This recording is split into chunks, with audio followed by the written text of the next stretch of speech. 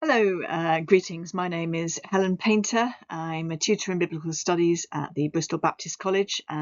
Warm greetings from the Bristol Baptist College. And I'm also director of the Centre for the Study of Bible and Violence.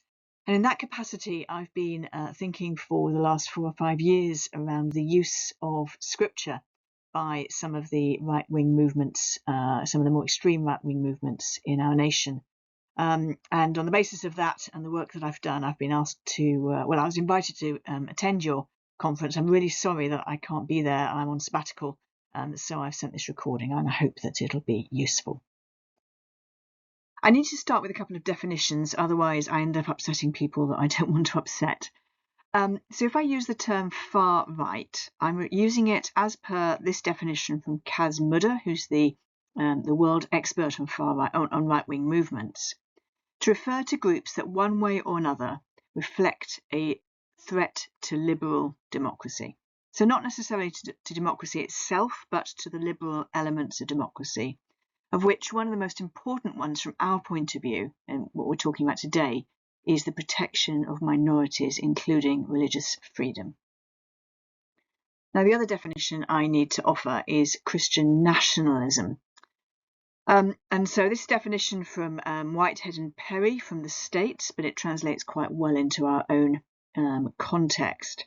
It's a cultural framework that idealizes and advocates a fusion of Christianity with national civic life. So it kind of confuses being Christian with being British or English, and potentially also whiteness can come into that mix as well.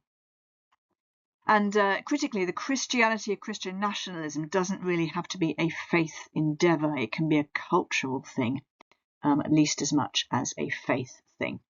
So that's very brief definitions, but I needed those before I could actually talk about the issues. Just a quick flavour of some of the divisive rhetoric that we are seeing in our day. 3 different individuals who've all been speaking in the last few years. So Nick Tenconi, who is speaking in very explicitly Christian language at the moment, although I'm not aware that he goes to a church or demonstrates what most of us would recognise as a faith commitment to Jesus Christ. I might be wrong about that. This is a picture of him from his own Twitter feed, giving a Nazi salute. And so a quotation from a speech he gave a couple of years ago where he spoke about, he listed the people he wanted to detain and deport: Islamists, those who are here to colonise, those who refuse to assimilate. And then in the same speech, he then later calculated that this would amount to 5 million people. A different individual, a chap called Brian Tamaki, who is from New Zealand but spoke on the Tommy Robinson's platform in September 25, who said this: ban any type of public expression in our Christian nation from other religions. Ban halal, ban burqas, ban mosques, temples, shrines. We don't want them in our countries. And a chap called Kai Dewar, who's a bishop in what's known as the Confessing Anglican Church, not part of the Church of England, who gave a speech in July 24 on a Tommy Robinson platform. And the quotation from that speech is this: we are not at war with just the Muslim. So 3 examples of very divisive rhetoric that are present in our day. Now, there's a cluster of rightward-leaning opinions, which people might hold in moderate or much more dangerous and extreme ways. Now, the left-hand column here indicates opinions that can be held, whether or not we personally agree with them. They can be held in moderate ways, which would fit well within a liberal democracy. So issues around immigration, concern about the growth of Islam, sense of Christian marginalisation, patriotism, concern about armed forces, concern around issues of human sexuality, gender identity, desire to recover a Christian nation. So this cluster, and you may well struggle to find somebody who signs up to all of those, but there's a kind of cluster of opinions on the right-hand side of the political spectrum, which can be held in entirely reasonable ways, but they can also be expressed in very divisive and hateful and potentially violent ways, and that's what the list I've got on the right-hand side is attempting to represent. And one of our challenges, I think, as church and as society in general, is how can we respond to the people on the right-hand side of this slide, as it were, without making people on the left-hand side of the slide feel that they're being accused of extremism and intolerance. It's a real challenge and a very important one, I think, because if we don't address this challenge, we end up driving people further outwards on the political spectrum. The appeal to Christians then, in some of these movements, is some Christians are concerned about a lack of Christian visibility in society and growth in Islam alongside a fall in people ticking the Christian box on the on censuses. Some Christians are concerned around law changes, around same-sex marriage, trans rights, beginning and end of life trends, and so on. The appeal to these groups more broadly, though, is appeal of these groups more broadly, though, is different. So, for example, the white disadvantaged, who of course can be Christian, and so these slides aren't mutually exclusive, but and white disadvantaged are by no means the only place in demographically in society where we're seeing these movements grow in influence. But structural deprivation in some of these areas, some of these inner city areas, some of these rural areas, is engendering a deep pain, deep dissatisfaction, which becomes kind of weaponized by certain political actors against immigrants. So people who are experiencing generational unemployment, substandard housing, who feel excluded and not listened to, who are bewildered by rapid social change, and who get shouted at if they want to do something they consider simply a patriotic gesture. They are likely to be pushed into the arms of some of these movements.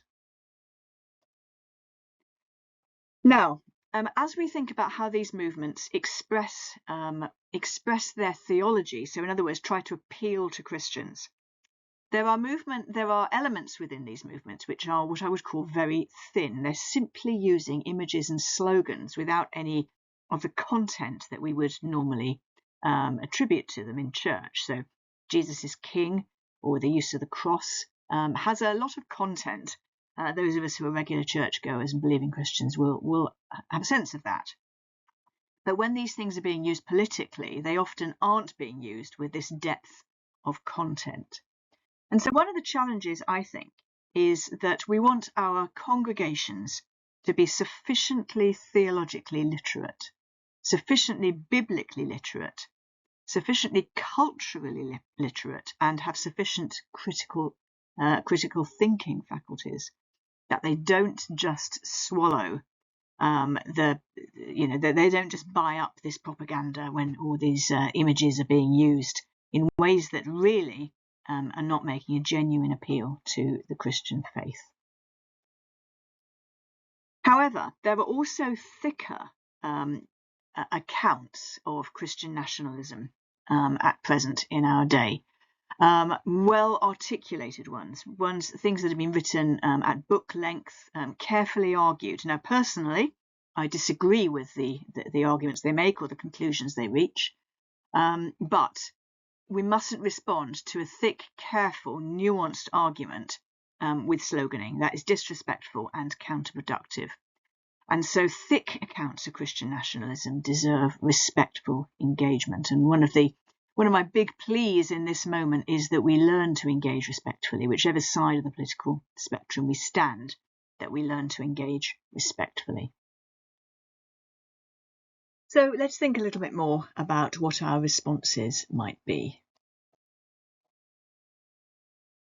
I'd like to suggest that there's a number of things that we need to engage with, and they overlap, but they are separate from one another. And perhaps a good starting point is to think about these slightly separately. So let's take the top 2 points, for example. There are a number of issues which are dividing, which are polarising our society right now. And you will be able to name them as readily as I can. These these demand of us that we think theologically about them, that we don't just respond from our gut, we don't just respond from what other people are telling us we ought to think about these things, but that we grapple with them for ourselves. Now, of course, grappling with them for ourselves won't lead us all to exactly the same place. That's fine, but at least we need to do that hard work. However, that is different from the second point, which is how we might respond to the polarisation in society. So to put it another way, we might have our own perspective worked out on, let's say, immigration, or let's say LGBTQ issues. And that's kind of the first point. But the second point is we need to think carefully about how we respond to people who disagree with us on these matters. And that question itself requires theological reflection, which stands separately from our original reflection on the matters themselves. I hope that makes sense.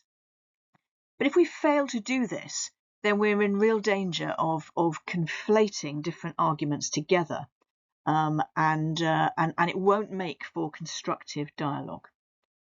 So in addition to that, other things that it might be worth us thinking about in these days are the extent to which individual Christians and churches and church, more kind of generically, ought to be seeking to be involved in political decision making.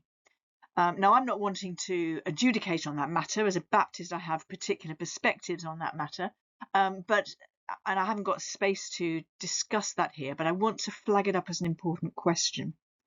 And also, I suppose, to flag up that there's a false dichotomy being promoted that either the church must be kind of at the heart of government and pretty much driving government, or we will all end up having to whisper our faith in corners because it's going to become entirely privatised. I don't believe that's true, and I don't think that's a helpful way of trying to articulate what's going on right now. And so this is a question that requires good theological reflection. And I would promote into that question, then I would promote the idea of the church as having a prophetic role. And prophetic, as I'm sure you'll know, it's not about foretelling. It's about speaking truth to power. That's what the Old Testament prophets were called to do again and again, was speak truth to power. And the wonderful thing about the church being prophetic is it requires nobody's permission, and it doesn't require a position of influence or privilege. In actual fact, influence and privilege can impair the church's prophetic action. So I think this is an area that demands careful reflection. There are other questions around, for example, the missional implications of this moment. Is this moment a threat to us as church? Is it an opportunity to us as church? Or is it, as I think I would want to suggest, something more complex than either of those two collapsed down too simply? I think it's worth thinking about what our responses might be to the deep wounds, the deep fractures in our society, which this moment is revealing. I don't think it's necessarily causing them. In fact, I don't think it's causing them, but I do think it is revealing them.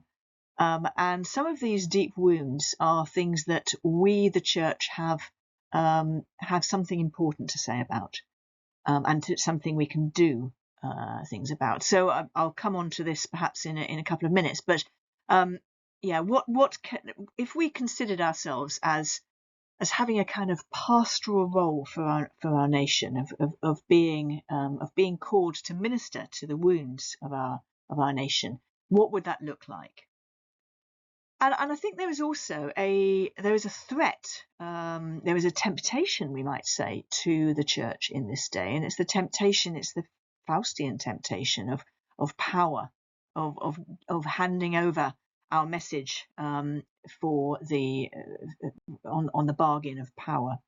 And so I think there is a battle for the soul of the church in this moment, or the character, depending on what language you prefer, the character of the church in this moment, And I think that deserves careful theological reflection as well. So I'd like to offer some thoughts about polarisation in our day and what some things that we, the church, might be able to do something about. If we think about how we might position ourselves in on any of the dividing matters of our day, it's possible to hold different opinions on these matters in ways that sit within liberal democracy. It's also possible to hold opinions or to want to impose your opinions in a way that puts you beyond liberal democracy. So this is a kind of a model, a kind of way of thinking how we might divide ourselves on some of these polarized. Now, what's happening in our day is that people who are extreme, for the sake of using a term, people who are extreme at both ends of the political spectrum are telling the people who are moderates at their own end of the political spectrum, so the people who broadly agree with them, they're telling them that the other moderates are extreme. And this is feeding polarisation. And one of our great challenges is how we can disrupt this cycle where moderates are shouting at one another, telling each other that they are extremes. And one of the things related to this then is to take seriously Jesus's words that we need to remove the plank from our own eye. And if we think carefully about what this means for those of us who would consider ourselves moderates, I think it means taking the argument to our own extremes, telling them that they, how dare you take my good and reasonable opinions and turn them into something hateful and divisive. And if we address the problems at our own end of the political spectrum, then that opens up the possibility of generous and thoughtful dialogue between people who are moderates. And I think this is how we might start to heal the polarisation in our society. So let me give you some thoughts. And here I'm actually going to be slightly critical of both ends of the political and theological spectrum. So forgive me, I'm not wanting anybody to feel targeted, but I think there's important things to pull out here. Now, I've been thinking quite a lot lately about the temptations of Jesus and what they speak into the current moment. Now, Jesus comes, he begins his ministry, as I'm sure you know, by announcing that the kingdom of God is here. And at the end of his earthly ministry, just before his ascension, he says, all authority in heaven and earth has been given to me. In a sense, he's saying, I've done it. I have now brought about the kingdom. This is what he comes to do.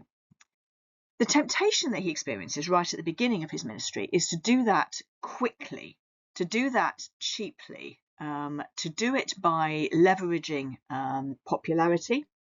That's the stones into bread temptation, because that's the temptation to raise an army in the desert by feeding them and then come in and conquer. It's a temptation to do that by spectacle over substance. That's the throw yourself off the pinnacle of the temple temptation. And it's a temptation to political idolatry, to bow down to Satan in the pursuit of power. I'm sure you know, the devil says to him, bow down to me and I will give all these nations to you. Now, I think those three political temptations, or those three temptations, are playing out on both ends of the political and theological spectrum right now. So with regard to those on the right, I think the leveraging of the crowd, the temptation to try and seek and grow popularity is growing in the sorts of ways that I guess we've already started to articulate the attraction of political power, the desire to mobilize a crowd to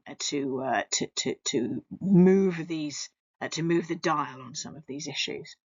I think the other side of the political spectrum is also experiencing this temptation.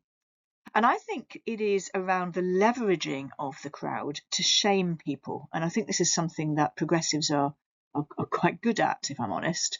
And I think one of the problems with this is it makes it very hard for people to change their minds.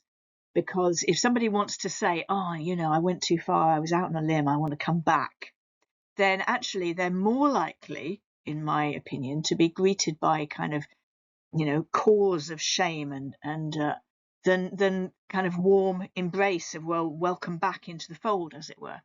So I think there's an important thing to reflect on there. Now, the second temptation to spectacle over substance, I think on the right we're seeing this worked out with cultural Christianity, which is all the kind of trappings of Christianity and appreciation for the traditions and the perhaps the ethical principles and so on, but without Christian discipleship. And I think on the other side of the political spectrum, I see churches who work phenomenally hard in issues of social justice, which is something very dear to my heart, but who actually have stopped speaking about about how this emerges from the gospel and from scripture. So I think that's a temptation. And then I think both sides are equally susceptible to the temptation to put faith in the leader or faith in the movement rather than faith in Jesus Christ. Reform will not save you. Tommy Robinson will not save you. Only Jesus Christ will save you. But do you know what? The Green Party won't save you, or whichever political affiliation one might prefer on the left-hand side of the spectrum. Only Jesus Christ can save. And then a bonus fourth criticism is that I think both sides perhaps are starting to view compassion as a zero-sum game. I think sometimes those on the right lack compassion towards immigrants and refugees, sometimes. And I think sometimes those on the left lack compassion towards people white working class in this country who are really experiencing substantial deprivation at times. So there we are. I've managed to perhaps offend everybody equally now. Let's perhaps move on. I have some thoughts for reflection, really, and I don't know if this is something you might want to pick up and talk about, but I'm going to just kind of throw these out without an enormous amount of additional comment. It's worth reflecting on what our current moment, and thinking particularly around young people starting to turn up in church and what they're seeking. But what do these moments tell us or suggest to us about spiritual hunger in our nation right now, and what might we want to say to that? It's always worth reflecting on to what extent the church under following Christ should be embracing a cultural moment, resisting a cultural moment, seeking to speak prophetically into a cultural moment, seeking to convert a cultural moment. Niebuhr's very famous book, Christ and Culture, offers a framework for thinking about this, and it is worth careful engagement, I think. What are the deep wounds in our society which this movement, which this moment are making visible, and how might we respond to that? How do our own positions on the political and theological spectrum influence our response to this moment? What are the strengths that we can bring, and what are our inherent weaknesses because of our position? And I think this is true wherever we sit. How do we avoid othering people that we disagree with? Those of us who are really concerned about the othering of Muslims in our country, particularly, and perhaps the othering of refugees, are sometimes susceptible to the temptation to other people who we disagree with on these matters. And it doesn't help. It doesn't help heal polarization if we try to respond to the digging of one ditch by digging another ditch in our society. How do we, or can we, take conversations sometimes off the political spectrum, particularly in our churches, and make the main thing the main thing? I guess this is an appeal related to what I said just now. Only the gospel can save. Only Jesus Christ can save. We need to be able to make our churches places for good dialogue, for good disagreement. I think these are important things that we need to lean into. But we also we mustn't collapse it all down to political ends. Politics will not save us. Perhaps related to things I've already said, but not everybody in our churches is a guardian reader. And I think this is a good thing. I think we don't want everybody in our churches to be a guardian reader. So has the church typically been too middle class and too progressive? And how might we respond to that? How might we think differently about what we do in the conversations we have? How can we have confidence in the gospel story, resisting its politicization by anybody who seeks to politicize it? Now, of course, there are political implications to the gospel story, and I don't want to deny that at all. But it can be politicized at both ends of the spectrum. And how might we kind of hold the line and stay, have confidence in this story as the power to save and the power to transform society from the grassroots up. And I guess the bottom one, how can the church heal the polarization of our society, perhaps is capturing a lot of the points that have gone before. A couple of things about my own work, and then I'm going to land it with some specific questions to you guys at SCM. So this book, The Church, the Far Right and the Claim to Christianity, is an edited book of essays. It's kind of a dialogue, which I edited along with my colleague Maria Power. And out of that dialogue, at the end of the book, I offer 10 recommendations to the British Church. Now, this was in 2023. The political situation has moved on. I don't retract any of these ideas, but I might want to develop some of them. But I offer these for your consideration. The need for the church to speak humbly into the present moment, to speak humbly about our own complicity.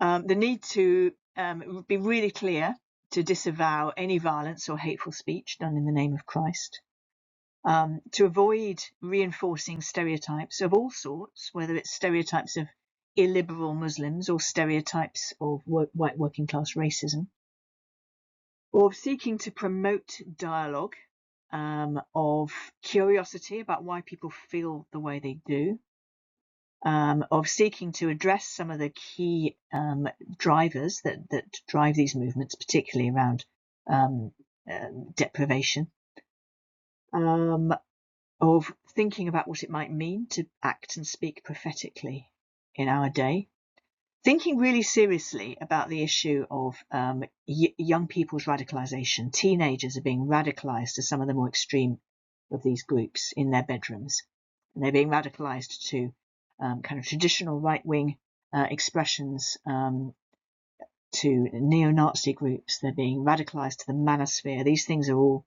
linked.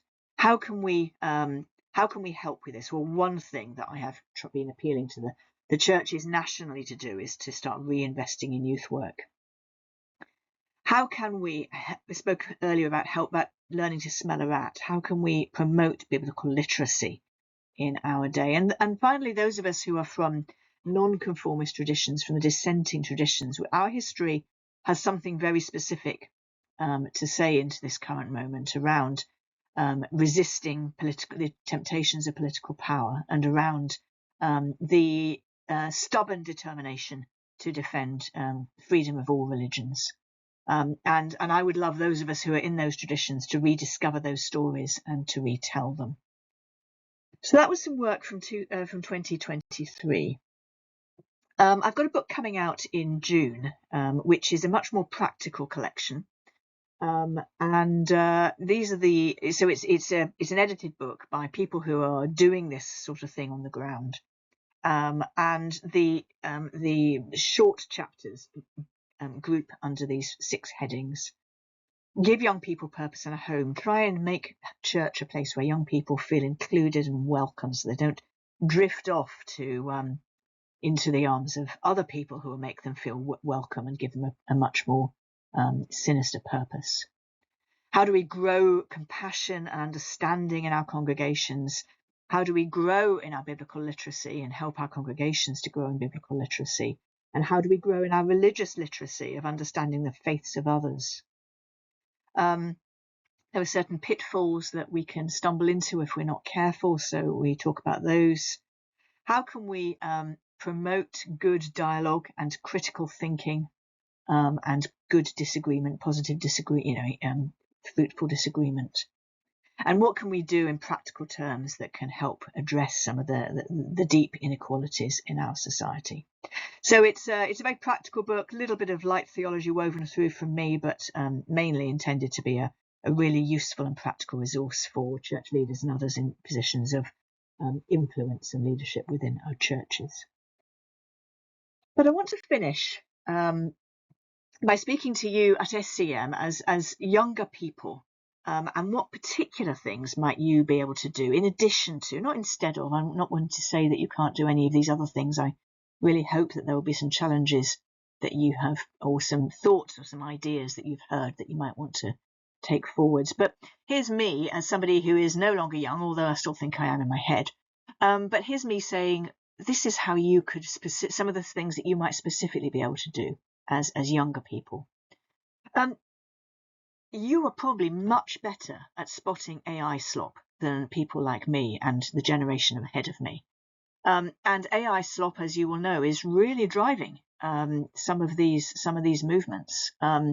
So how can you help us? Can you help us grow in digital literacy so we spot this, and so we aren't susceptible to some of the conspiracisms which these content producers are pushing.